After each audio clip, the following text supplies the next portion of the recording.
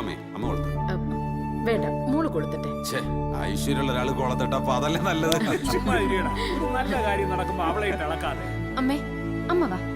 വേണ്ട, ഒരു നല്ല കാര്യത്തിന് വിളിച്ചാലും എത്ര വലിയ പാട്.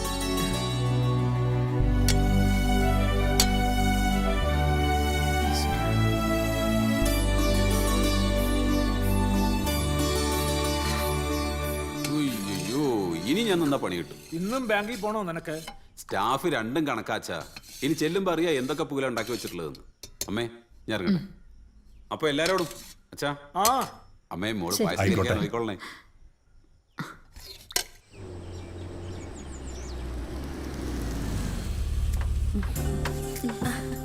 സോറി ട്ടോ, ലേറ്റ് ആയി. എക്സിക്യൂട്ടീവ് മീറ്റിംഗ് ഉണ്ടായിരുന്നു. ബൈ ദ ബൈ, ആരാ ഫ്രണ്ടിലിരിക്കുന്ന മോപ്പിൾസ്? ഒന്ന് എന്റെ അച്ഛന്, വണ്ണമുള്ളയാൾ ചേട്ടന്റെ അച്ഛൻ. ഈ കിളവന്മാരൊക്കെ വെറും വേസ്റ്റാ. പെട്ടെന്ന് ഡിസ്പോസ് ചെയ്യണം. ഒരു നേട്ടം കണ്ടില്ലേ? ഇവരൊക്കെ ആരാ? അയലോക്കക്കാരാ.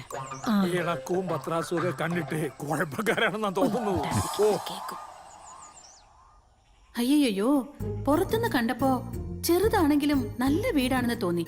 പക്ഷേ അടുക്കള വന്നപ്പോ സകല ഇംപ്രഷനും പോയി. അതെന്നെ, നിന്ന് തിരിയാൻ പോലും സ്ഥലമില്ല. ഇന്നത്തെ കാലത്ത് യൂട്ടിലിറ്റി ഏരിയ ഇല്ലാത്ത ഒരു കിച്ചൺ സങ്കല്പിക്കാനേ വയ്യ.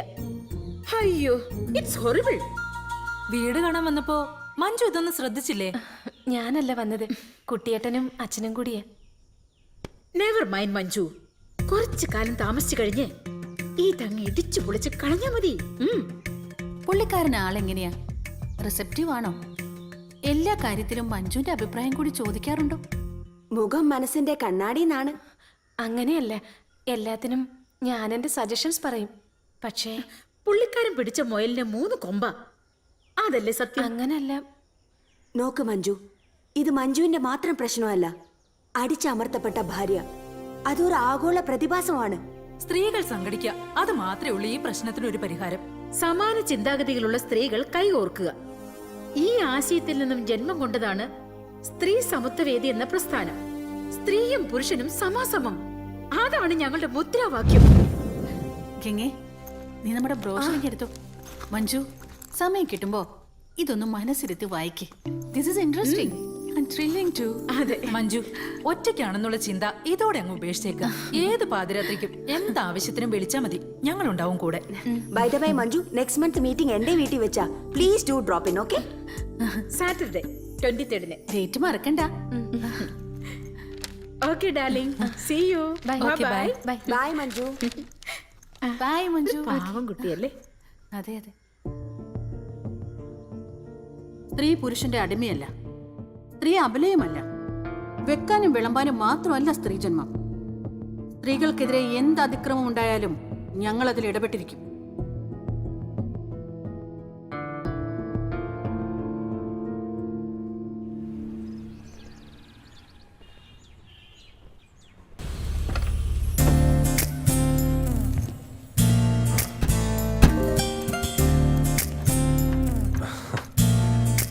Come on.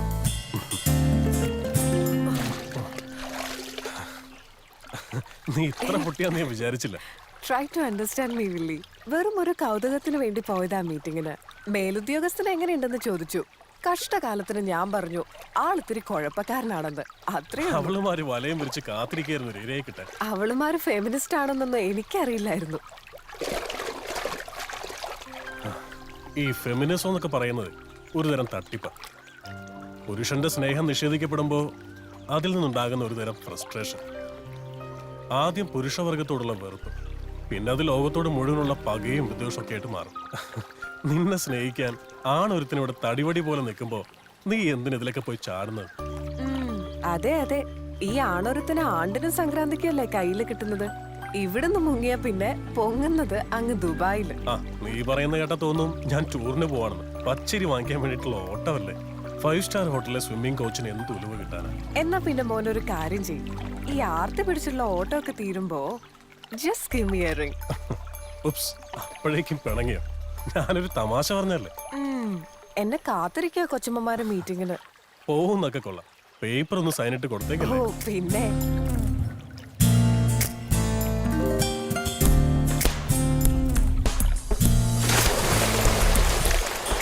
മഞ്ജുവിനെ കാണുന്നില്ലല്ലോ. വരും, വരാതിരിക്കില്ല. നമ്മള് കാര്യങ്ങളൊക്കെ പറഞ്ഞ് ബോധ്യപ്പെടുത്തിയതല്ലേ? വിദ്യാഭ്യാസവും ലോകപരിചയമൊക്കെ ഉള്ള ആളല്ലേ?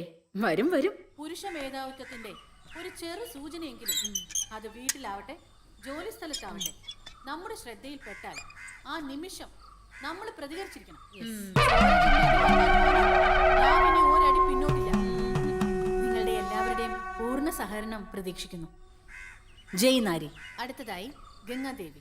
ദേ മഞ്ജു വരുന്നു. ആ മഞ്ജു വാ, എന്താ ഇവിടെ നിക്കണേ? വാ വാന്നേ. ഹായ്, സ്ത്രീ സമത്വ വേദിയിലേക്ക് സ്വാഗതം. Hearty welcome. Thank you I am so happy. Thank you. വാ, വരൂ പ്ലീസ്. ഇനി കർമ്മ പരിപാടിയിലേക്ക് കടക്കാം. ഈ നിരോക്ഷയുടെ പ്രശ്നം ആകെ രൂക്ഷമായിക്കൊണ്ടിരിക്കുക. എന്ന് പറഞ്ഞാൽ എങ്ങനെയാ? ഇവള് കംപ്ലൈന്റ് ഒപ്പിട്ട് തരണ്ടേ? Madam please give me some more time. ഗോവിന്ദൻകുട്ടിന്ന് കേൾക്കുമ്പോഴേ ഇവളുടെ മുട്ടിടിക്കും. പടക്കളത്തിൽ ശങ്കിച്ചു നിൽക്കുന്ന പോരാളി പരാജയപ്പെടാം, ചിലപ്പോൾ കൊല്ലപ്പെടാം. ഏത് ഗോവിന്ദൻകുട്ടിയുടെ കാര്യ? നിരോഷ് വർക്ക് ചെയ്യുന്ന ബാങ്കിന്റെ മാനേജർ, ഒരു ഞരമ്പ് രോഗി, കാഴ്ചപ്പാട് ഗോവിന്ദൻകുട്ടി. ഇരിക്കൂ, ഇപ്പൊ ഇങ്ങ് വന്നല്ലേ ഉള്ളൂ. അതല്ല, ചേട്ടൻ വരാറായി. അയാള് വരുവോ പോവോ ചെയ്യട്ടെ, മഞ്ജുനെന്താ? കെട്ടിയാൻ തല്ലുവെന്ന് പേടിയുണ്ടോ? വെട്ടി ഞങ്ങള്. മഞ്ജുവിന്റെ ദേഹത്ത് ഒരു നുള്ളു മണ്ണ് വീണ ആ കൈ ഞങ്ങൾ വെട്ടും. മോളെ മഞ്ജു, ഇനി നീ ഒറ്റയ്ക്കല്ല. നമ്മളെല്ലാം ഒന്നാ. യെസ്. വെക്കി മഞ്ജു. ആ മഞ്ജു ഹസ്ബൻഡ് പേര് പറഞ്ഞില്ല. ഗോവിന്ദൻകുട്ടി. കാഴ്ചപ്പാട് ഗോവിന്ദൻകുട്ടി.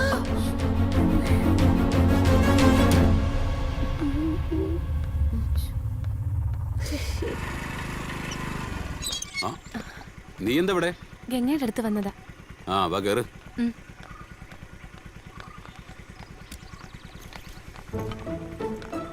വാ. പോകാം.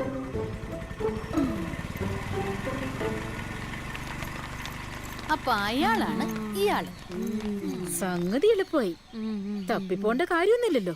അതെ അതെ, പുലിമടയിൽ വിരുന്ന് വന്ന മാൻകുട്ടി. No time to waste. Attack.